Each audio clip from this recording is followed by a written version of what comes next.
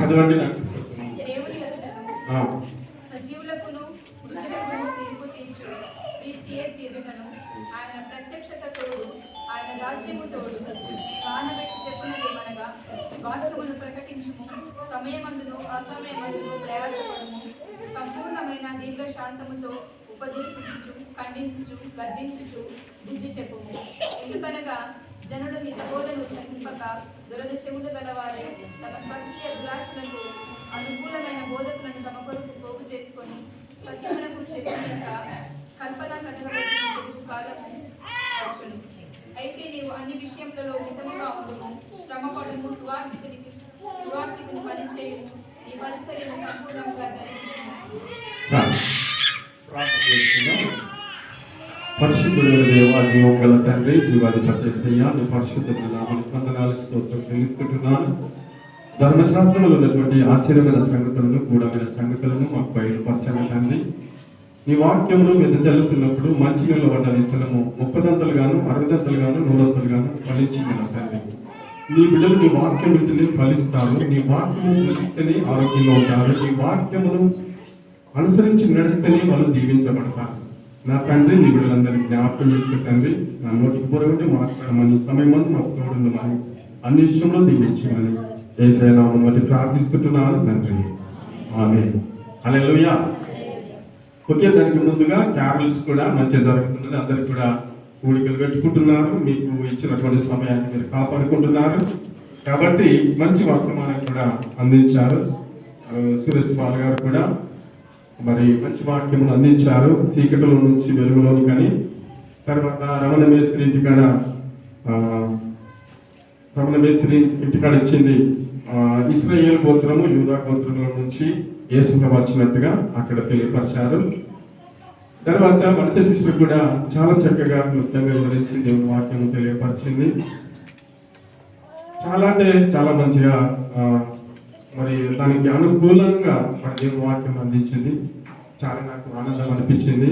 తర్వాత మన చిన్ని ప్రేమలంతా కూడా 2 ప్లేసుల్లో ఇచ్చినాము, అనుకోని స్థితిలో ఇచ్చినాము, అనుకోకుండానే ఆమెకి ఇచ్చాను. కాబట్టి ఆమె కూడా మంచి వాక్యం చెప్పింది. ఆమె జీవన శైలి అని పెట్టింది. ఆమె చెప్పిన మార్పులలో జీవన శైలి మార్చుకోకని పెట్టింది. ఆ మాటను ఈ మాట ఎట్లా దేవుడు తీసుకుని వచ్చిందని చెప్పి చాలా ఆనందం అనిపించింది. మీకున్నటువంటి ప్లేసులలో మీరు అందరూ కూడా వాడబడాలి బిడ్డలారా, మీరు అందరూ కూడా వాడబడాలి. ఇప్పుడు చెప్పినటువంటి మాటలన్నీ కూడా మీరు విన్నారు. ఎవరు కూడా మీరు ఇంకా ముందుకు వచ్చారు అందరూ కూడా తీసుకుంటాం కాబట్టి మాకు పేరు రాలేదు కూడా దీనిలో అది కావద్దు. అందరూ కూడా మీరు బిడ్డలే, అందరూ కూడా మీరు సామాజికంలో కలిగి ఉండాలని కోరుకుంటున్నాము. మంచి పరిచర్యలు జరుగుతున్నాయి, మంచి వంటలు చేస్తున్నారు దేవుని బిడ్డలారా. మీరు బాగా ఖర్చులు పెట్టుకొని చేయమని చెప్పలేదు. నేను మొన్న అమ్మ ఇంటికి పోయినా, మరియ వాళ్ళ ఇంటికి పోయినాము. అమ్మ నేను చిరులోను వాళ్ళ ఇంటికాడ ప్లేస్ వస్తే అమ్మ మీరు రావాలంటే నేను అన్నా ఆమెకు ఒక మాట చెప్పిన, అయ్యా మరి వంట చేస్తా అంటే, వంట ఏం వంట చేస్తామంటే తోటకూరతో చేయమని చెప్పిన. అమ్మకి చెప్పిన తోటకూర చేయమ్మా, నాకు తోటకూరతో తింటే నాకు ఇష్టం, అది పప్పు వేసి చేస్తామంటే నాకు చేసింది. చాలా సంతోషం. అంటే మీకు అందరికీ ఆనందం సాదృశ్యంగా తీసుకొని చెప్తున్నాను. మీరు ఏదో చేయాలి, ఏదో అడవిడి చేయాలన్నది కాదు, కానీ మంచి భోజనం మీరు ఇవ్వాలనుకుంటే ఇవ్వండి. కాబట్టి మిమ్మల్ని బాధ పెట్టి ఏదో మీరు మీకు కాకపోతే ఉద్దేశం ఏంటంటే పరిచర్య జరగాలి. రెండో విషయం ఏంటంటే వాక్యంలో చెప్పడాలి కోసం కాదు. నేను ఏదైనా మాట మాట్లాడితే అదే రూట్లో వెళ్ళిపోతాను. కాబట్టి ఆత్మ సంపదన అనే మాట కూడా ఎప్పుడు కూడా మర్చిపోవాలి. మీకు ప్రైజ్ వచ్చిన ఎక్కువ తెలుసా మీకు? మనము ఇప్పుడు నేను వాక్యం చెప్తే నాకు ప్రైజ్ రాదు, కానీ నేను ఒక ఆత్మను రక్షిస్తే ప్రైజ్ అంటాను. కాబట్టి మీరు అందరూ మీరేం చేయాలంటే ఒక ఆత్మను రక్షించడానికి మీరు ప్రయత్నించాలి, చాలా ప్రయాసపడాలి. ఒక ఆత్మను ప్రభులోనికి నడిపించాలి, ఒక ఆత్మను ప్రభులోనికి నడిపించాలి. ఈరోజు కొన్ని చర్చిలు ఏం చేస్తున్నాయంటే ఉన్నోళ్ళు దోసేస్తున్నారు. ఇప్పుడు జగన్ చర్చ ఉన్నది, వాళ్ళు ఏం చేస్తారంటే మాది పరిస్థితులు ఎక్కడ పరిస్థితులు లేదు.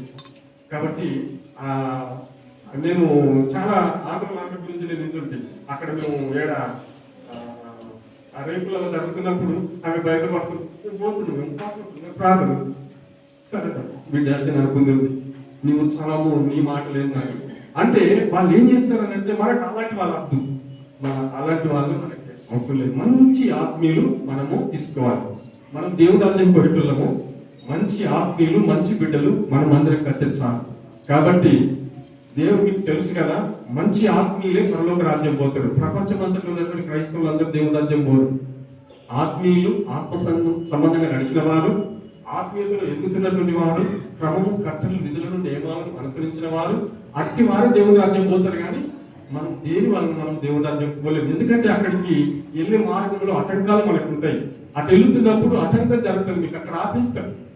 ఇప్పుడు సీఎం చంద్రబాబు నాయుడు దగ్గరికి వేరే పార్టీ వాళ్ళు వెళ్తుంటే అక్కడికి పోనీయం, ఆబ్జెక్షన్ చేస్తారు. ఎందుకంటే వాళ్ళు దానికి తగినటువంటి వాళ్ళు వ్యతిరేకస్తులు కాబట్టి వాళ్ళని ఆబ్జెక్షన్ చేస్తారు, అక్కడే ఆపిస్తారు. లేకపోతే అవజారస్తులు అంటారు, లేకపోతే వాళ్ళని తీసుకుపోయి జైలు వేస్తారు. కనుక ఇట్లా ఇవన్నీ జరుగుతుంటాయి. అంటే మన పట్ల అంతే అనుకోండి. మీకు ఎందుకు చెప్తానంటే మనం వెళ్తున్నప్పుడు కూడా మనం ఆశపడతాం అక్కడ, ఎందుకంటే మనం కూడా దేవుని రాజ్యం పోం.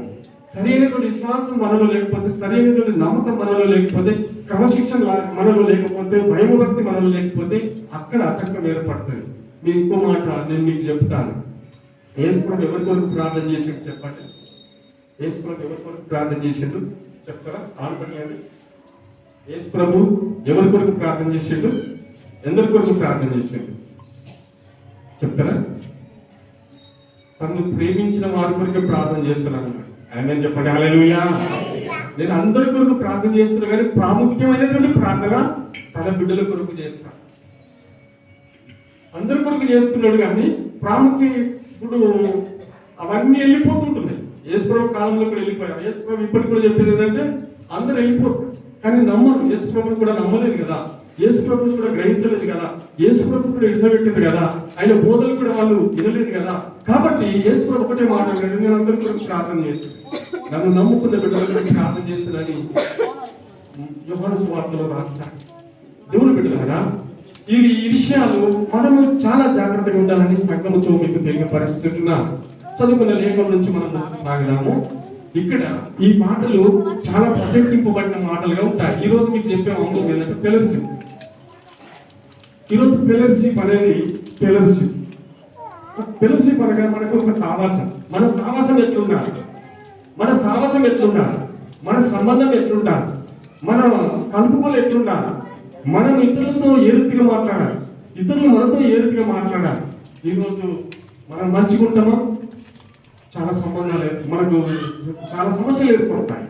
మనం మంచిగా ఉంటాం కదా మనకి ఎందుకు వస్తున్నాయని మనం అంటాం.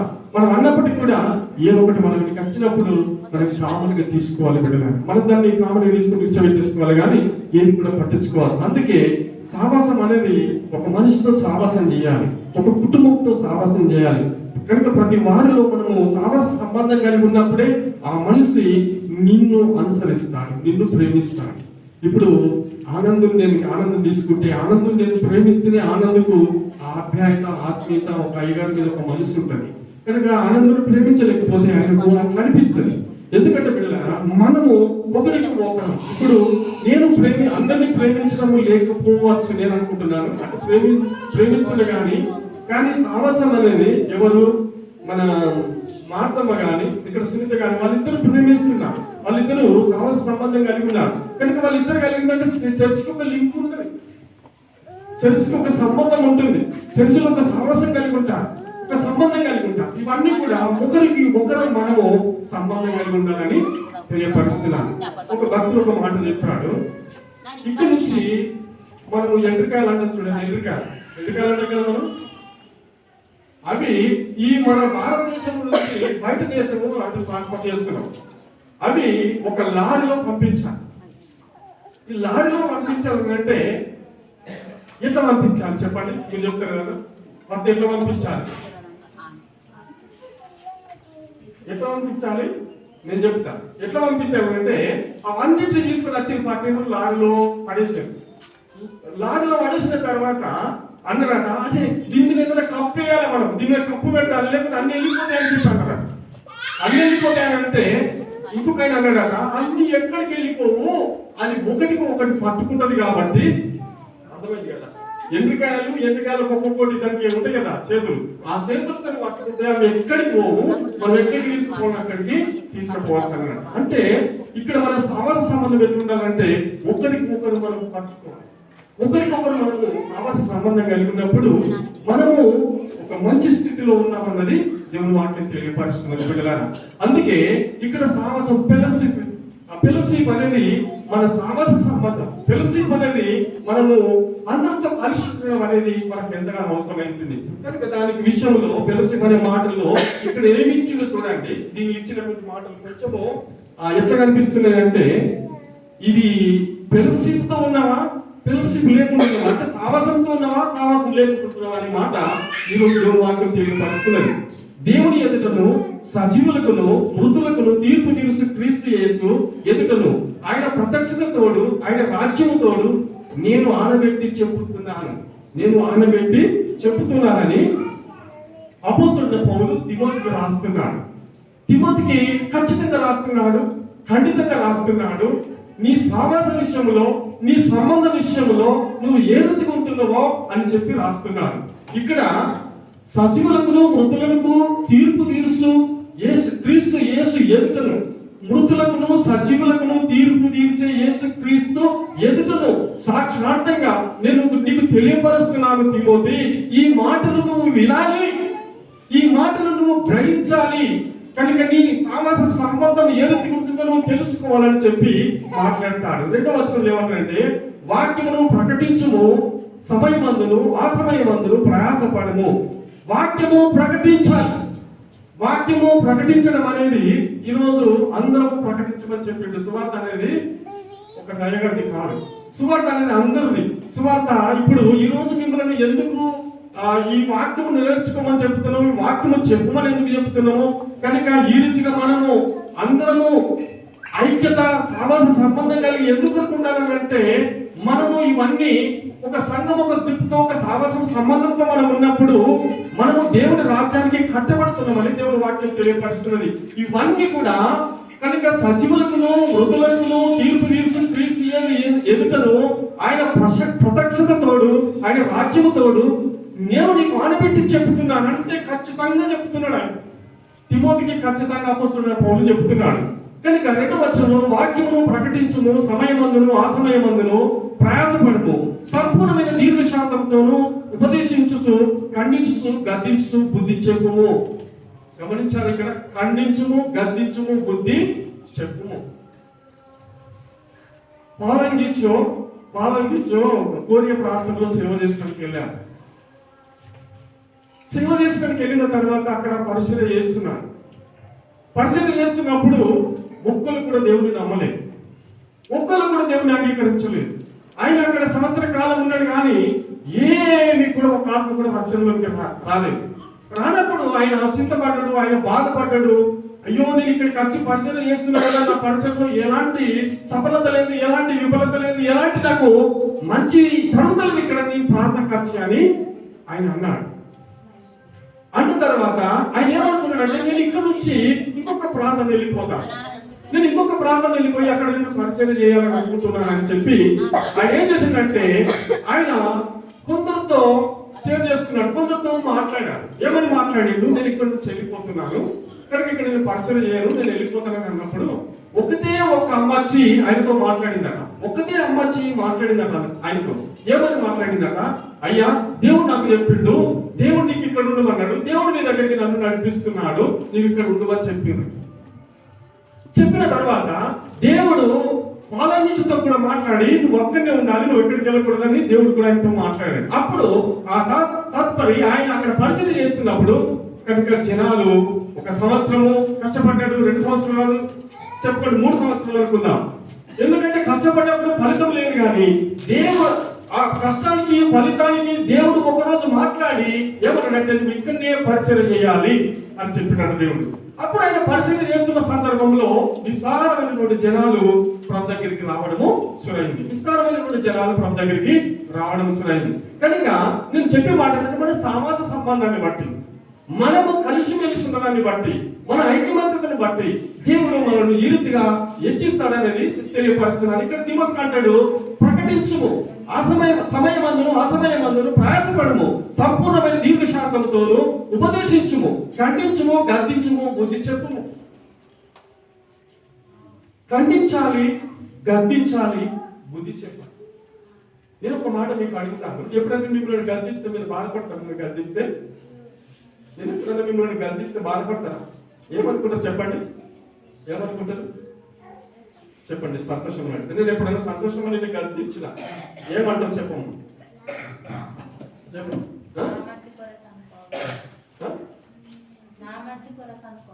ఓకే, ఇది కుటుంబం కాబట్టి నా మంచి కొరకు, నా మేలు కొరకు అని నువ్వు అనుకుంటే ఒక శ్రేష్టమైన మానవి. కాబట్టి దేవుని బిడ్డలారా, ఇక్కడ ఖండించము, గద్దించము, బుద్ధి చెప్పుము అనేది సంఘంలో గద్దింపు అవసరమే, బెత్తం అవసరమే, కుటుంబంలో బెత్తం అవసరమే, పిల్లలకు బెత్తం అవసరమే, ఒక నాయకుడు గద్దించడం అవసరమే, నాయకుడు బుద్ధి చెప్పడం అవసరమే, నాయకుడు సరైన మార్గంలో సంఘం నడిపించడం అవసరమే. ఎందుకంటే ఏ గురి తప్పిపోకూడదని కాబడుకున్న ఉద్దేశం, ఏ గురి నశించాలని ఆయనకి ఇష్టం లేదు, ఏ గురి నశించుకోవడం ఇష్టం లేదు. యేసు ప్రభు కూడా ఎవరు నశించుకోవడం ఇష్టం లేదు. కాబట్టి అందుకే తన ప్రియ కుమారుడు యేసుక్రీస్తు లోకంలోకి వచ్చి మనందరినీ రక్షించుకొని నిలబెట్టుకున్నాడు. ప్రపంచ దేశంలో క్రైస్తవులందరూ కూడా దేవుని ఆరాధిస్తున్నారు. దేవుని బిడ్డలారా, అందుకు ఇక్కడ అంటాడు, కనుక సంపూర్ణమైన దీర్ఘశాంతంతో ఉపదేశించుము, ఖండించుము. సంపూర్ణమైన దీర్ఘశాంతంతో ఉపదేశించుము, ఖండించుము, గద్దించుము, బుద్ధి చెప్పుము. కనుక సంఘాన్ని ఒక క్రమశిక్షణలో నడిపించుకో. తిమోతి, చాలా జాగ్రత్తగా ఉండు. మీకు ఇక్కడ ఇంకొక వాక్యం ఏమంటే, అక్కడ చాలా భయంకరమైన పరిస్థితులు ఉన్నాయి, భయంకరమైన కష్టాలు ఉన్నాయి, భయంకరమైన శ్రమలు ఉన్నాయి. ఆ ప్రాంత ప్రజలు ప్రేమించరు నిన్ను, ఆ ప్రాంత ప్రజలు నిన్ను అంగీకరించరు. కనుక నువ్వు అసమయం కాదు, నువ్వు ఎక్కువ ప్రయాసపడాలి, నువ్వు ఎక్కువ కష్టపడాలి, నువ్వు ఎక్కువ ప్రార్థన చేయాలని చెప్పి తిమోతికి అపోస్తలుడైన పౌలు రాస్తున్నాడు. బిడ్డలారా, ఇవన్నీ కూడా మన పరిశీలనలో భాగం, మన పరిశీలన మనకు అవసరమైనది. మనం అందరము పరిశీలనలో భాగస్థలం కావాలి. తిమోతికి ఒక్కరికి రాశాడు ఇక్కడ, కానీ మనందరికీ రాస్తున్నాడు. ఈరోజు మనందరికీ రాస్తున్నాడు. ఈరోజు నీ కుటుంబంలో గద్దించాను, నీ కొడుకు నీ చర్చికి రాకపోతే గద్దించు. నీ కొడుకు రాలేదు, ఇప్పుడు స్టెఫెన్ రాలేదు, స్టెఫెన్ గురించి తీసుకున్నాడు, ఒక మాట తీసుకుని అయ్యో నా గురించి తీసుకున్నాడంటే చెప్పాను, ఏది బాధపడరు కదా. స్టెఫెన్ రావాలి, రక్షణ వచ్చింది, స్టెఫెన్ రావాలి చర్చికి, యేసురత్నం రావాలి. కారణం ఏంది? ఎందుకు పోతున్నారు? ఎందుకు తప్పిపోతున్నారు?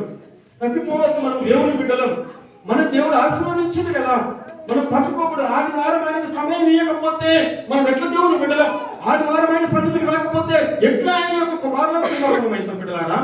కనుక ఆయనకు ప్రాధాన్యత ఇవ్వాలని ఎన్నో సందర్భాల్లో అక్కడ ఎన్నిక కూర్చున్న వారిని, ఎంప్లాయీస్ కలిగి ఉన్న వారిని మీకు ఎన్నోసార్లు నేను జ్ఞాపకం చేస్తాను. కనుక వాళ్ళకి ఉంటుంది సమయాన్ని కేటాయించి దేవుని సన్నిధికి వస్తుంటే మనకు ఎలాంటి ఉద్యోగాలు లేవు, ఎలాంటి తరగతి లేదు, మనము ఏదైనా టైం తీసుకునే అవకాశాలు మనకు ఉన్నాయి. కాబట్టి మనం దేవుని సన్నిధికి రావాలి. మీకు నేను కబర్ తీసుకున్న షేర్ చేసినాను. కాబట్టి ఈ రీతిగా మనము అందరం కలిసి రావాలి. రాణిస్తూ ఏం చేయమన్నది ఇక్కడ కుటుంబంలో ఏం చేయాలి? రక్షిత ఏం చేయాలి? నువ్వు రాకపోతే బాగుంటుంది. రక్షిత ఇప్పుడు బాధ్యత తీసుకోవాలి. ఇప్పుడు రక్షిత అనవలసిందే. ఎవరు రక్షిత అనవలసిందే. నువ్వు ఆయన ఇంటనే మంచి వ్యక్తి కానీ చెప్తున్నా నీకు ఈ మాట, నిన్ను తీసుకొని చెప్తాను. స్టెఫెన్ రావాలి కదా, ఇది బలసంటే కదా, నువ్వు రాకపోతే ఎట్లుంటది? మనకు డబ్బులు కాదు ప్రాముఖ్యం. ఈ రోజు డబ్బులు ప్రాముఖ్యం అందరూ సఫలమైపోతారు పిల్లలారా. ఇక్కడ మీరు అక్కడ రప్పసైపోతారు. అంటే నేను ఇది శ్రమించడం కాదు, మీకు ఏమనడం కాదు. మీరు ఈ దినము ఉదపరచుకుంటే దేవుని వాక్యం చెప్తుంది. మీకు సఫలత ఉండదు. మీకు అక్కడ ఏం జరుగుతుంది అంటే మీకు నష్టం జరుగుతుంది. ఒక శాంతం అని ఉండే, ఆదివారం రోజు వెళ్ళిపోతుండే. ఆదివారం రోజు మేము కొందరిని పోగు చేసినప్పుడు ఆ శాంతం మార్చుండే పైసా ఏమన్నా శాంతమ్మా చర్చ కథలు నాకు ఎమర్జెన్సీ పని ఉందని చెప్పి వెళ్ళిపోతుంటే ఆమె జీవితంలో నష్టం, పెద్ద నష్టం జరిగింది. అంటే మనం ఏదో తప్పు చేసినాడు కదా, ఆమె జీవితంలో నష్టం పొందుకున్న తర్వాత ప్రయోజనం ఏమొచ్చింది? ఈ రోజు కొడుకు దూరం అయిపోవడం, బిడ్డ దూరం అయిపోవడం, బిడ్డ చనిపోవడం, ఇవన్నీ భక్తి కలిగిన వారికి చెప్పే మాట ఒకటే, నీ దేవుని సన్నిధిలో పోతాడు. దేవుని సన్నిధిలో మోకాలి, దేవుని సన్నిధిలో కన్నీరు గారు, దేవుని సన్నిధిలో వేడుకో. నీకున్న కష్టాలు, నీకున్న బాధలు, నీకున్న సమస్యలు, నీ కుటుంబంకున్న సిచ్యువేషన్ అంతా కూడా దేవుని సన్నిధిలో చెప్పాలి. అందరికి కూడా ప్రార్థన చేయాలి. అయ్యగారి మీద ఆశపడడం అనేది మొదటి పాయింట్ కాదు, మొదటి విధానం కాదు. అయ్యగారి మీద ఆధారపడే మాట మీకు ఎన్నోసార్లు చెప్తున్నాను. అయ్యగారి మీద ఆధారపడేది నూతనమైన ఆత్మలు నా మీద ఆధారపడతాయి. నూతనంగా వచ్చిన వారు నా మీద ఆధారపడతారు. నూతనమైన వారికి ఏ రీతి బోధ చేయాలో నేను వారికి ఆ రీతి బోధ తీసుకొని కొరకు వాళ్ళు నా మీద ఆధారపడతారు. కానీ మీరు కాదు నా మీద ఆధారపడి, మీరు పిల్లలు ఎదిగారు, మీరు ఎదిగారు, మీరు అన్నం తింటున్నారు, మీకు వాక్యం తెలిసింది, మీరు అన్ని విషయంలో ఎదిగారు కనుక మీరు పరిచర్య చేయాలి, మీరు ప్రార్థన చేయాలి, మీ సమస్యలను తరిమి కొట్టాలి. యేసు నామములో సమస్యలను యేసు నామములో గద్దించాలి. నువ్వు గద్దించాలి. కొందరు అయ్యగారు చెప్తారు, నీళ్ళు తీసుకొని ప్రార్థన చేస్తే ఇంట్లో నీళ్ళన్నీ చల్లాలి. మనం అనుకుంటాం ప్రార్థన చేసి నీళ్ళు చల్లడం, ఏం నీళ్ళు చల్లవమ్మా, నువ్వే నీళ్ళు నేను పొద్దుకు అదే కదా, నేను పొద్దుకు అదే వాక్యం తీసుకుంటాను. నీళ్ళు చల్లడం కాదు, గోదావరికి నీళ్ళు తెచ్చుకొని పొలాల్లో చల్లుకునే కాదు. మన ప్రార్థనే నీళ్ళు. హల్లెలూయా. మన ప్రార్థనే నీళ్ళు. మనం ప్రార్థన చేస్తే మన కుటుంబం బాగుపడుతుంది, మన పిల్లలు బాగుపడతారు. అందుకే చాలా నమ్రత కలిగి ఉంటారు, చాలా విధేయత కలిగి ఉంటారు. మనము చాలా ప్రభులో మనం ఎదుగుతున్న వారమే ఉండాలని తెలియపరుస్తున్నాను. ఇంకొక మాట చూడండి. ఎందుకనగా జనులు హిత బోధను సహింపక దురదృష్టములు గల వారై తమ స్వాకీయ దురాశలకు అనుకూలమైన బోధలకు తమ కొరకు పోగు చేసుకొని, ఇది కూడా మీరేనండి, ఇది మంచి కొరకే చెప్తున్నాను మీకు. దురదృష్టములు అన్నాడు ఇక్కడ చూడండి. సత్యమునకు సెవియక, సత్యమును మీరు అంగీకరించక అని అన్నాడు ఇక్కడ. నేను ఎవరికైనా చెప్తున్నాను మీకు, సత్యము ఎక్కడుంది మీకు తెలుసా? కలకత్తాలో లేడు దేవుడు, పంజాబ్లో లేడు దేవుడు, కేరళలో లేడు, కాశ్మీర్లో లేడు, కన్యాకుమారిలో లేడు, మన ఇండియాలో భారతదేశంలో ఎక్కడో లేడు, అమెరికాలో లేడు, లండన్లో లేడు. దేవుడు ఎక్కడ కూడా తెలుసా మీకు? నిజమైనటువంటి క్రైస్తవులారా, దేవుడు మన హృదయంలో ఉన్నాడని మన అందరికీ తెలుసు. దేవుడు మన ఇంటిలో మన హృదయంలో ఉన్న తర్వాత ఇంకా ఎందుకు బ్రతుకుతున్నావు? మరియ అంటుండు, యేసు ప్రభు అన్నాడు, మరియా శిష్యులను అంటున్నాడు, మరియను కాదు. యేసు ప్రభు తిరిగి లేచిన తర్వాత దేవదూతలు ఏమంటాడంటే, ఆయన చెప్పిన విధముగా ఆయన తిరిగి లేచాడు. ఆయన చెప్పినట్టు తిరిగి లేచి ఆయన గలిలయకి వెళ్ళాడు. కనుక ఆయన తిరిగి లేచిన తర్వాత నువ్వు ఎక్కడ వెతుకుతున్నావు చెప్పండి? మృతులలో వెతుకుతున్నావు. ఆయన చెప్పిన విధం, ఆయన పదకొండు చెప్పిన విధముగా తిరిగి లేచెను దైవసుతుని ముందు. గీతం గీతం జయ జయ గీతం జయ తటి పాడెదము.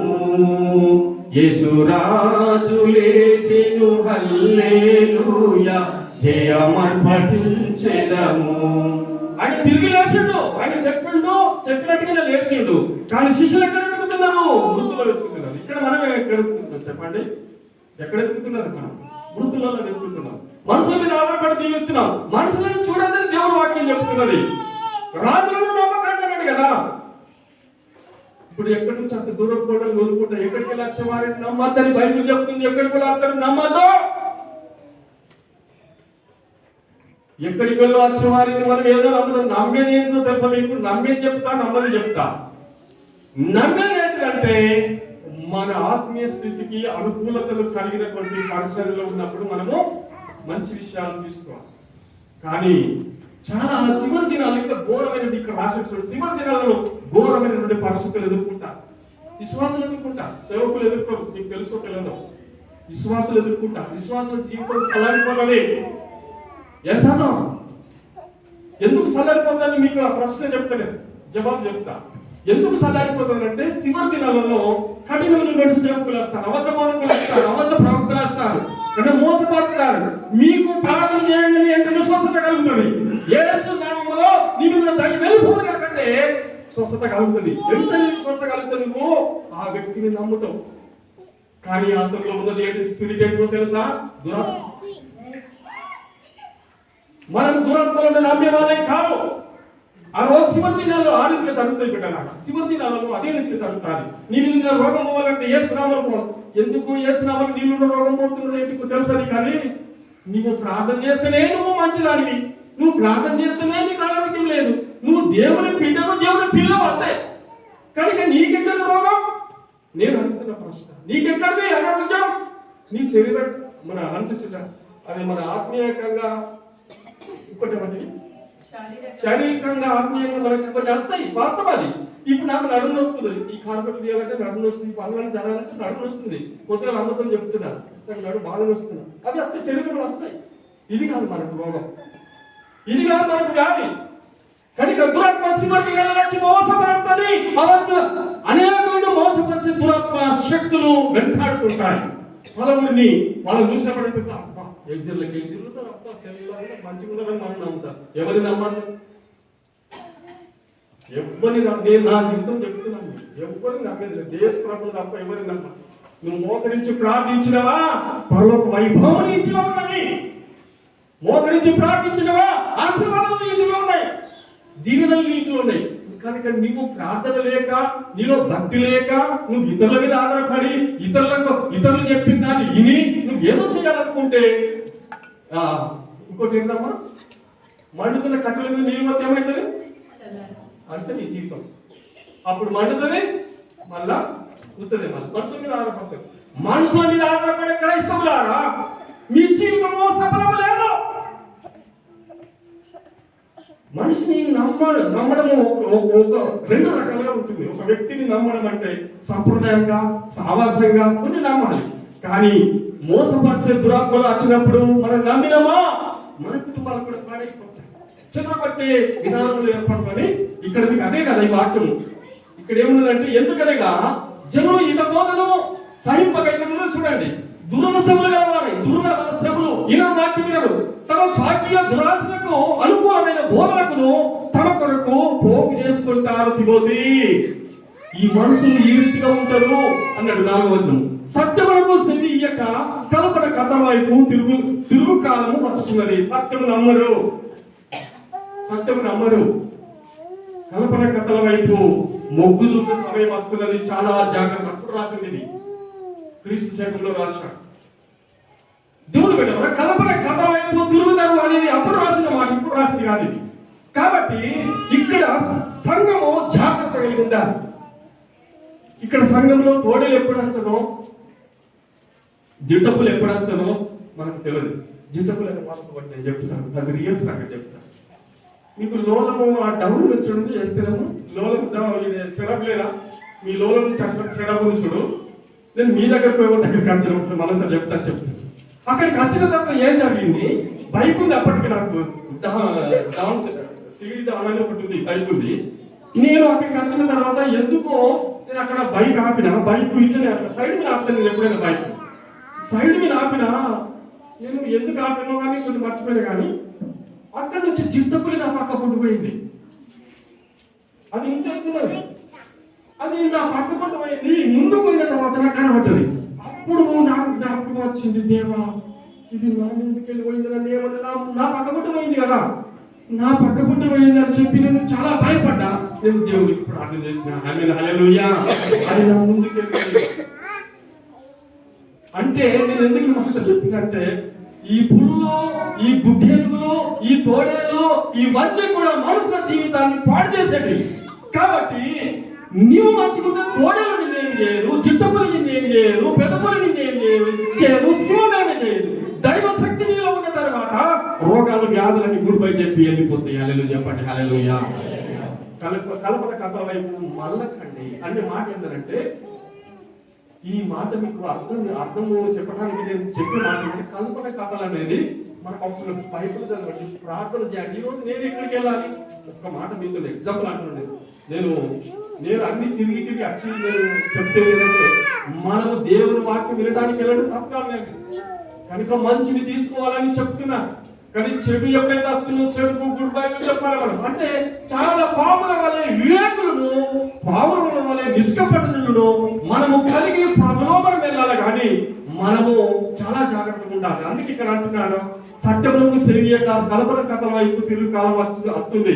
అయితే నీవు అన్ని విషయంలో మితంగా ఉండుము, శ్రమ పడుము, సువార్తకు నీ పని చేయము, నీ పరిచర్యను సంపూర్ణంగా జరిగించుము.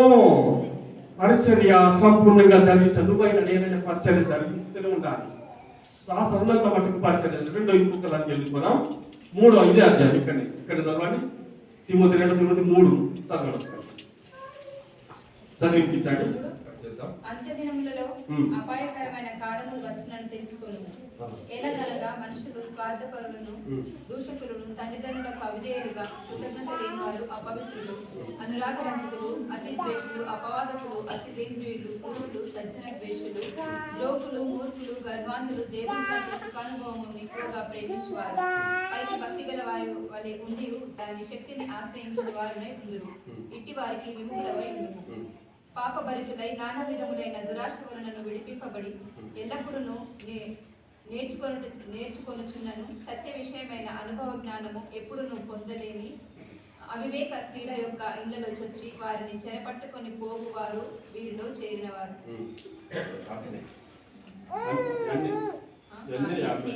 యంబ్రే అనేవారు మోషేను ఎదిరించినట్లు వీరులు చెడు మనస్సు కలిగి విశ్వాస విషయంలో భ్రష్టులై సత్యమును ఎదిరిందురు. అయినను వారి అవివేకం ఎలాగూ తేటపడేనో అలాగే వీరికి కూడా అందరికీ తేటపడును కనుక వీరు ఇక ముందుకు సాగరు.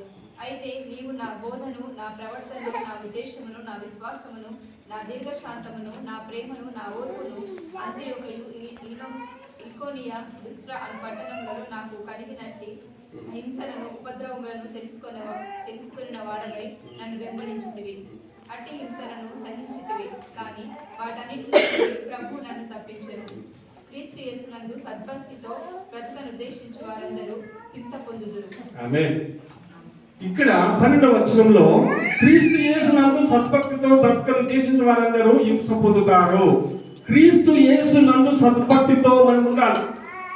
సద్భక్తితో ఉంటే శ్రమను అనుభవిస్తాం, సద్భక్తితో ఉంటే కష్టాలు అనుభవిస్తాం.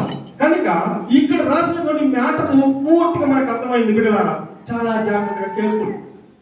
ఎందుకంటే మీరు చాలా జాగ్రత్తగా ఉండాలి. ఈ రోజు చివరి దినాలలో మన కళ్ళు తేటగా ఉండాలి.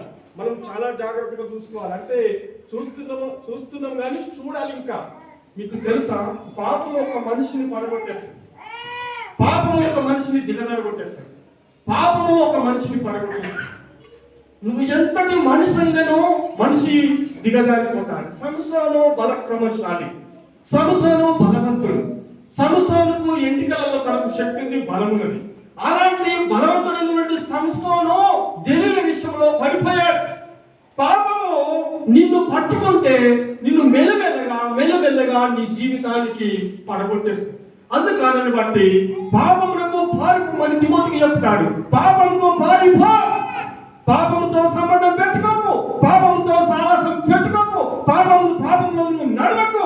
కానీ యథార్థమైన మనసుతో గద్దించు, ఖండించు, మంచి మాటలు చెప్పు. కానీ వాళ్ళతో వీళ్ళతో నువ్వు నడిచినప్పుడు నష్టపోతావు. తిమ్మని చెప్తున్నాడు. మంచి సావాసం, మంచి సంబంధం కలిగి ఉండవు. దేవుని బిడ్డలారా, ఇది నువ్వు నేను నమ్మకనిగా నీకు నాకు మనందరికీ మంచి సావాసం, మంచి సంబంధం కలిగి మనం దేవునిలో ఎదుగుమని చెప్తున్నాడు. ఎందుకంటే ఇవన్నీ కూడా ఈ 12వ నుంచి 12వ వచనం దాకా ఉన్నటువంటి మాటలన్నీ కూడా ఇది మనుషులను బలహీనపరచాలి, కొడుకుడుకుండు లాంటిది. కనుక ఒకరోజు కాకుండా ఒకరోజు మనం బలహీనమైపోతాం, ఒకరోజు కాకుండా ఒకరోజు పాపం మనల్ని వెంటాడుతుంది, ఒకరోజు కాకుండా ఒకరోజు మనము దేవునికి దూరమయ్యే అవకాశాలు ఉంటాయి. కనుక ఇవన్నీ ఇక్కడ చూడండి, అనురాగ రైతులు, అతిదేశులు, అపవాసకులు, అజితేంద్రియులు, తర్వాత క్రూరులు, సజ్జనులు, ఇవన్నీ కూడా సాహస సంబంధంలో ఇమేస్తాయి. కాబట్టి ఇవన్నీ కూడా మనల్ని చెడగొట్టే అవకాశం ఉంటాయని చెప్తారు. అందుకని బట్టి దేవుని బిడ్డలారా, నేను ముగిస్తున్నాను. అందరు మీరు బాగా చెప్తారు, మంచిగా అందరు కూడా సహకారం చెప్తారు. మంచి కార్యక్రమం జరిగింది బిడ్డలారా. ఇక్కడ నేను చివరి మాట చెప్పి ముగించింది ఏంటంటే, మన ఫెలోషిప్, మన సావాసం, మన సంబంధం మనకు దేవునితో ఉండాలని నేటి దినం నేను మీకు తెలియపరుస్తున్నాను. కనుక మనము దేవునితో సంబంధం కలిగి ఉండాలి, సంఘముతో సావాసం కలిగి ఉండాలి. అందుకే అపోస్తల కార్యం 2:41-42 మంచి మాట అవసరమని తీసుకుంటాం. ఈ మాట మనకి బల్లారం సండే కాబట్టి ఒక మాట చదువు. ఒక్కసారి చదివి వినిపించాలి ఆ మాట.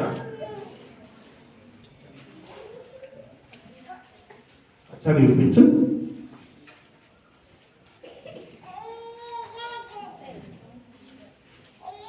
2:41 ఉంటాయి.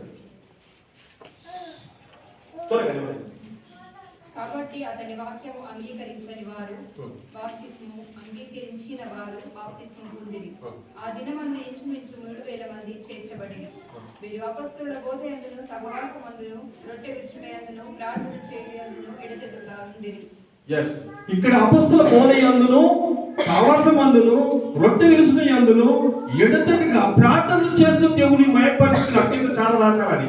ఎందుకంటే అపొస్తలుల బోధయందును సహవాసమందును ప్రార్థన యందును రొట్టె విరుచుట యందును ఇవన్నీ కూడా సంఘంలో జరుగుతున్న కార్యక్రమాలను బట్టి సంఘము అభివృద్ధి చెందింది. కింద రాచారు, సంఘం అభివృద్ధి చెందింది. ఇది యేసుతో సహవాసం, దేవునితో సహవాసం, మన కుటుంబంతో సహవాసం, మన పిల్లలతో సహవాసం, మన సంఘముతో సహవాసం. మన పరిస్థితులన్నీ మార్చబడాలి. హల్లెలూయా. మనము ఎదగాలని చెప్తున్న బిడ్డలు మనమందరం ఆత్మీయ స్థితిలో ఎదగాలి. పేదరికాలన్నీ మనకు తొలగిపోతాయి, పేదరికాలన్నీ దూరం అయిపోతాయి. కనుక మన పరిస్థితుల నుంచి దేవుడు మనల్ని బయటకు లాగుతాడు. అందుకు నాకు బట్టి ఎక్కువ ప్రార్థన చేసే బిడ్డలు, దేవునితో సాహసం కలిగే బిడ్డలు, సంఘంతో సాహసం కలిగే బిడ్డలు, దేవునితో సాహసం కలిగే బిడ్డలు అందరూ కూడా వడుదలుతారని, గొప్పగా దీవించబడతారని నేటి దినం మీకు తెలియపరుస్తున్నాను. చదివిన లేఖనాలలో ఉన్నటువంటి అవన్నీ కూడా మనల్లో అవన్నిటిని తీసి పడేసిన కొరకు చెప్పాను. నువ్వు సాహసం లేదు కానీ సంఘంలో ఎదగాలని చెప్పాను. ఇటు విషయాలలో మనం అందరం కూడా జాగ్రత్త కలిగి దేవుళ్ళు నడినాం. ఒకసారి లేచి నిలబడండి, కానుకలు సమర్పించుకుందాం. నేను చిన్న ప్రార్థన చేయాలని